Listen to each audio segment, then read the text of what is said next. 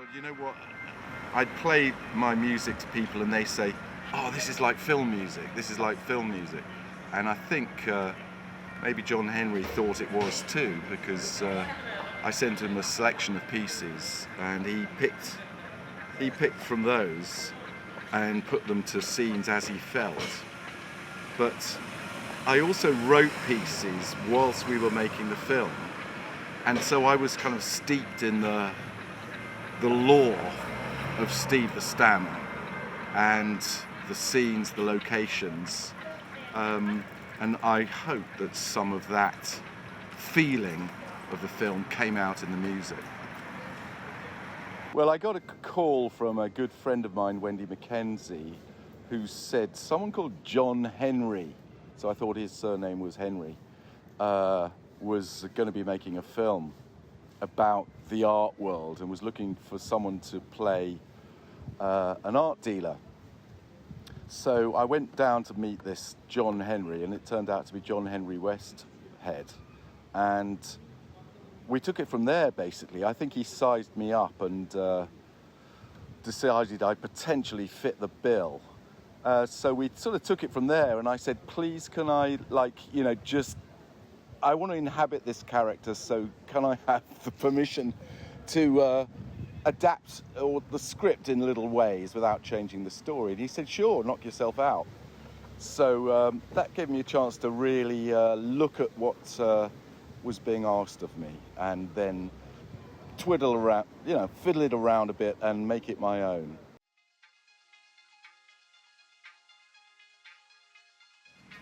I would say it was electronic minimalism, but melodic electronic minimalism, I guess, something like that.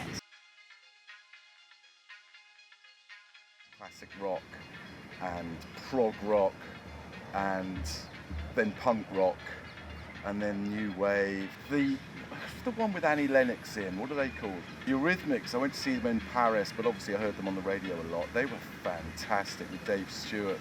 Yeah, but I don't think I discovered my own thing that I liked composing until the late 80s, when I heard Philip Glass and Steve Reich and the Minimalists, and I thought, I like that, but I'd like to hear it more electronic, because I've always liked synthesizers and electronic music. So I started composing that style in the 80s and the 80s, 90s. And in the mid-90s, one of the pieces I'd written got used, well, it got later used by the fashion house of Alexander McQueen.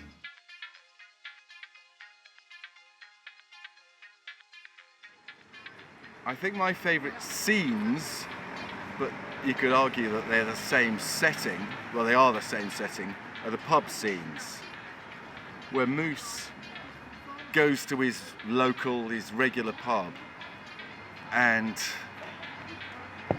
just hears the latest gossip, chews over things, says what's on his mind, and the barman and the guys, the regulars, just propping up the bar there, they are so realistic to what happens in a West London pub. I just think it's so realistic, and a kind of, for a certain type of person, there's a second family in the pub where you go over things, and nobody blames anyone else, as long as they sort of, well, as long as they don't act like Steve the Stammer did at one point, apparently. Yeah, I think that is the pub scenes. They're so realistic, having lived through that life myself. That's my favourite scenes.